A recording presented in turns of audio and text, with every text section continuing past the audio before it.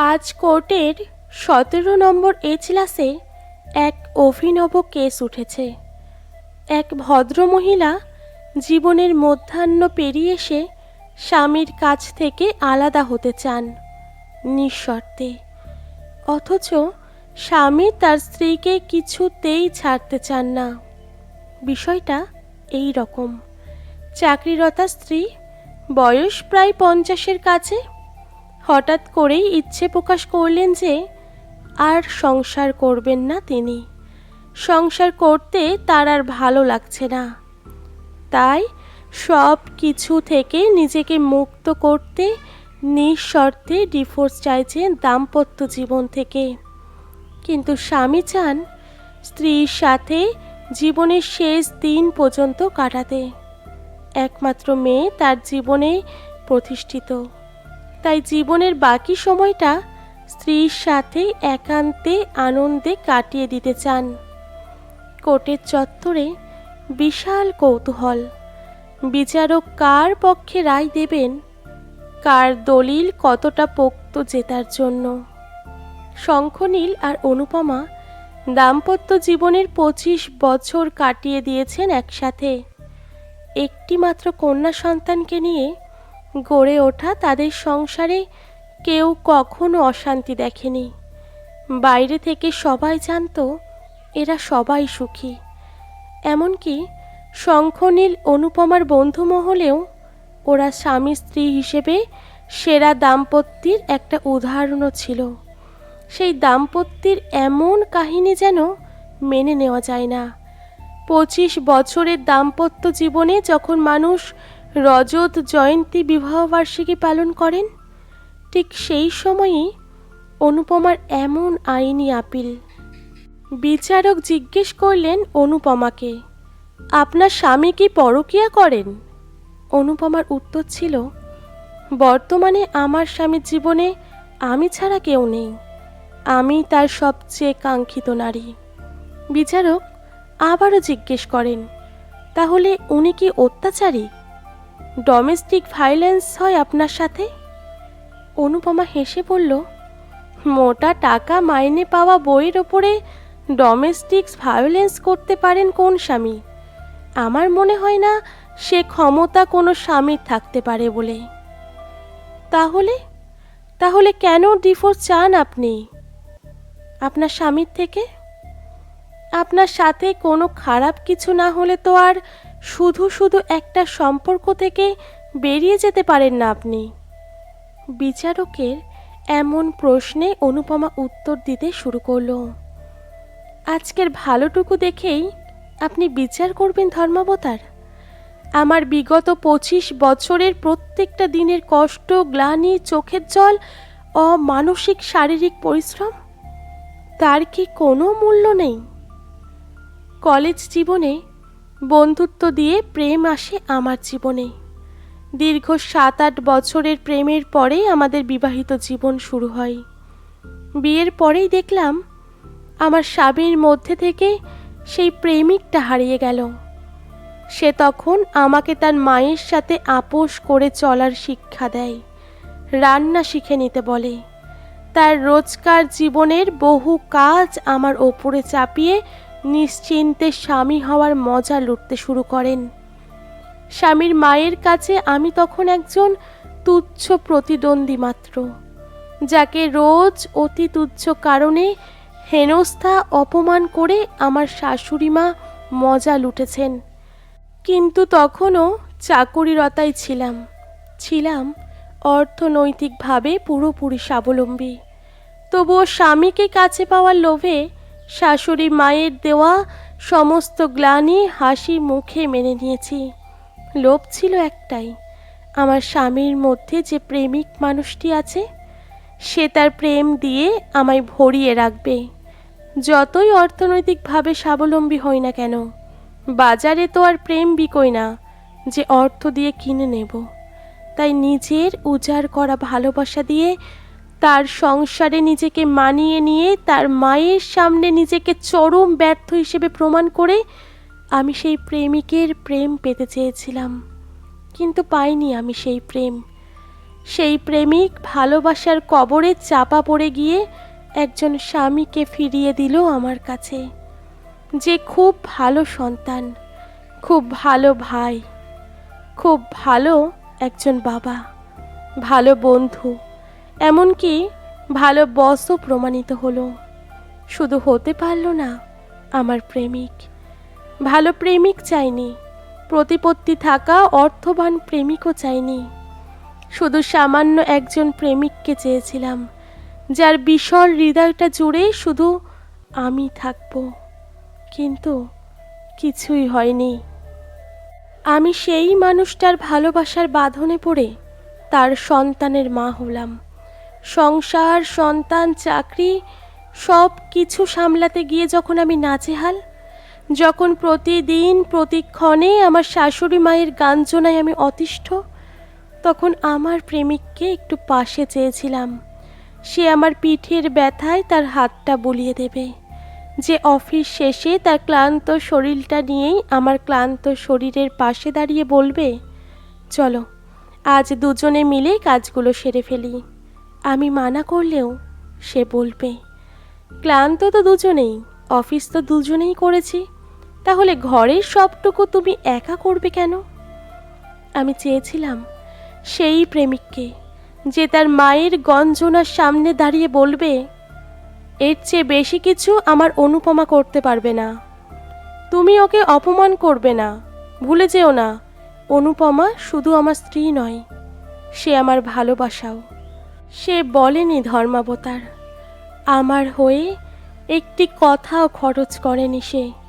বরং বাচ্চা হওয়ার পরে যখন আমার শরীরে পেটে স্ট্রেচের দাগ, পেটটা মোটা, রাতের পর রাত না ঘুমিয়ে চোখের কোণে কালি পড়ে গেল, তখন আমার সেই কুশ্রী চেহারাটাকে সে অবজ্ঞা করতে শুরু করেছে। তার কাছে সে সময় চেহারায় চড়া রং মাখা অফিস কলিগটির দুঃখ ছিল বেশি গুরুত্বপূর্ণ। অফিসের পরেও বাড়ি ফিরে এসে তার সাথে চলতো ফোনে বার্তালাপ। আমি সব দেখেও চুপ ছিলাম। বহুবার আমার স্বামীর কাছে কাকুতি মিনতি করে বলেছি, আমি তোমার প্রেমিকা হতে চাই। কিন্তু আমার স্বামী তখন অন্য মহিলার মধ্যে প্রেমিকা খুঁজতে ব্যস্ত। আমি তবুও চাইনি আমার স্বামীকে ছেড়ে। বুকের মধ্যে পাথর চাপা দিয়ে অপেক্ষায় থাকলাম, যদি আমার সেই হারিয়ে যাওয়া প্রেমিকটাকে ফিরে পাই কোনোদিন, এই আশায়। মেয়েকে নিয়ে আমি তখনও আলাদা হতে পারতাম, কিন্তু হইনি, কারণ আমি চাইনি আমার সন্তান তার বাবার ভালোবাসা থেকে বঞ্চিত হোক। কিন্তু আমার স্বামী কি ভেবে দেখেছিলেন, তার প্রেম, তার ভালোবাসাকে যদি আমি তার মতোই অপমান করতাম, বেঁচে আসতাম অন্য কোনো পুরুষের কাছে, তাহলে তার কেমন লাগতো? সে ভাবেনি ধর্মাবতার। সে কোনো দিন আমার জায়গায় তাকে বসিয়ে ভাবেনি আমার কষ্টটা কোথায়। বরং আমার কিঞ্চিত প্রতিবাদও তার পৌরষকে নাড়িয়ে দিত। আমার সিঁথিতে এক চিলতে করুণার সিঁদুর দিয়েছে বলে সে বহুবার অতি সহজে বলতে পেরেছে, বউ হয়ে বউয়ের মতো থাকবে।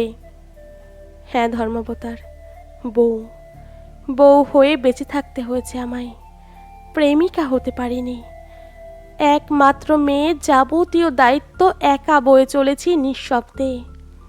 যতই কষ্ট হোক না কেন, আমার মুখ ফুটে বলতে পারিনি, কারণ আমি জানতাম আমার সব অনুরোধের একটাই উত্তর আসবে, পারবো না। আমার স্বামী আমাকে সেরা বইয়ের শিরোপা দিয়েছেন তার বন্ধু মহলে। গর্ব করে বুক ফুলিয়ে বলেছেন, আমার বউয়ের সাথে আমার কখনো ঝগড়া হয় না। আমার বউ ভীষণ অ্যাডজাস্টিভ, আমার ব্যক্তিগত জীবনে নাক গলায় না কখনো। কি করে নাক গলাবো বলুন তো? কি করে অ্যাডজাস্টিভ হব না বলুন তো? তার ব্যক্তিগত জীবনটা তো তার একার ছিল। সে বিবাহিত হয়েও বিনা নোটিসে বন্ধুদের সাথে বেরিয়ে পড়তো ভ্রমণের পথে। রাতের পর রাত আড্ডা দিয়ে কাটিয়ে দিতে নির্দ্বিধায়। কখনো জানতে চাননি অনুপমার তাকে প্রয়োজন আছে কিনা। তার ব্যক্তিগত জীবনটা যেমন একান্ত তার, আমার ব্যক্তিগত জীবনটাও কি আমার একান্ত ব্যক্তিগত নয়? আমি দীর্ঘ 25 বছর ধরে স্ত্রীর ভূমিকা পালন করেছি, 23 বছর ধরে মায়ের ভূমিকা পালন করেছি। যে সন্তানকে নিজে চেঁচে পৃথিবীতে নিয়ে এসেছিলাম, তার প্রতি সমস্ত দায়িত্ব পালন করে তাকে জীবনে প্রতিষ্ঠিত করে দিয়েছি, স্বাবলম্বী করে দিয়েছি। নিজের জীবনকে শূন্য করে সবার জীবনকে পরিপূর্ণ করেছি। কিন্তু বিনিময়ে আমি কি পেয়েছি? কিচ্ছু না। বরং প্রতিক্ষণেই আমার ভেতরের প্রেমিকাকে একটু একটু করে মরতে দেখেছি আমি। অবসাদে নিঃশব্দে তাকে কাঁদতে দেখেছি আমি। সেই প্রেমিকাকে আমি বাঁচাতে পারিনি ধর্মাবতার। কিন্তু আমার মধ্যে যে মানুষটা বেঁচে আছে এখনো, তাকে আমি পূর্ণরূপে বাঁচাতে দিতে চাই। সেই মানুষটার জীবনে যত শূন্য আছে, তাকে তৃপ্তি দিয়ে পূরণ করতে চাই। বন্ধন মুক্ত হতে চাই আমি সংসারের সব মেকি সম্পর্ক থেকে। আমি জানি আজ আমার স্বামী আমাকে ছাড়তে চান না, কারণ দীর্ঘ 25 বছর ধরে আমার সেবা পেয়ে আমার সেবা পাওয়ার তার অভ্যেসে দাঁড়িয়ে গেছে।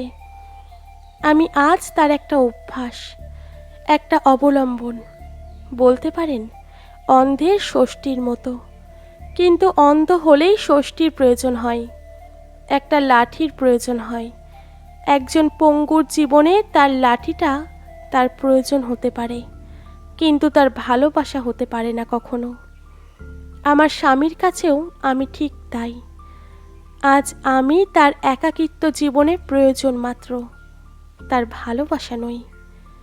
আমি যখন ইচ্ছে মতো ভোরে সূর্য দেখতে চাই, ইচ্ছে মতো পরন্ত দুপুর অবধি বিছানার আলিঙ্গনে জড়িয়ে থাকতে চাই, ইচ্ছে মতো পাহাড় হতে চাই, ইচ্ছে মতো নদী। আমি সারা রাত জেগে ডায়েরির বুকে মুখ লুকোতে চাই, লিখে রাখতে চাই মনের সব অভিব্যক্তি। পরের দিন সকালবেলায় উঠে কাউকে চা জল খাবার করে দেবার তারা যেন আমাকে জোর করে ঘুমের কোলে না নিয়ে যেতে পারে। আমি সেই চেষ্টাটাই করতে চাই। আমি স্বাধীন হতে চাই। খুব বেশি দাবি কি করেছি ধর্মাবতার? একটা মেয়ে হয়ে জন্মেছি বলে আমি তো শুধু দান করে যাব, পাবো না কিছুই। মানুষ্য জীবন তো পেয়েছি ঈশ্বরের কাছ থেকে, তাকে উপভোগ করার অধিকার তো কোনো পুরুষ বা কোনো সমাজ কেড়ে নিতে পারে না আমার কাছ থেকে। তাই বাঁধন মুক্ত হয়ে মুক্ত বিহঙ্গের মতো জীবনের শেষ কটা বছর নিজের মতো করে বাঁচতে চাই। জীবনের সব ব্যর্থতা আর শূন্যতাকে আনন্দ আর পরিতৃপ্তি দিয়ে পূরণ করতে চাই। তাই জীবনের সব পিছুটান থেকে নিজেকে মুক্ত করতে চাই আমি। অনুপমার বক্তব্যে আদালতের এজলাস নিস্তব্ধতায় ভরে গেল। সত্যিই কি অনুপমা বেশি কিছু দাবি করেছে? সত্যিই কি এই দাবি অনুপমার শুধু একার? এই দাবি কি পৃথিবীর সব অনুপমার নয়? পৃথিবীর সব অনুপমাই কি স্বামীর মধ্যে একজন প্রেমিককে খুঁজতে খুঁজতে ফুরিয়ে যায় না? উত্তর জানা নেই কারোর। বিচারকও স্তব্ধ। জীবনের আদালতে বিচার করা যে শুধু কঠিনই নয়, সে বিচার যে বড় বেদনাদায়ক।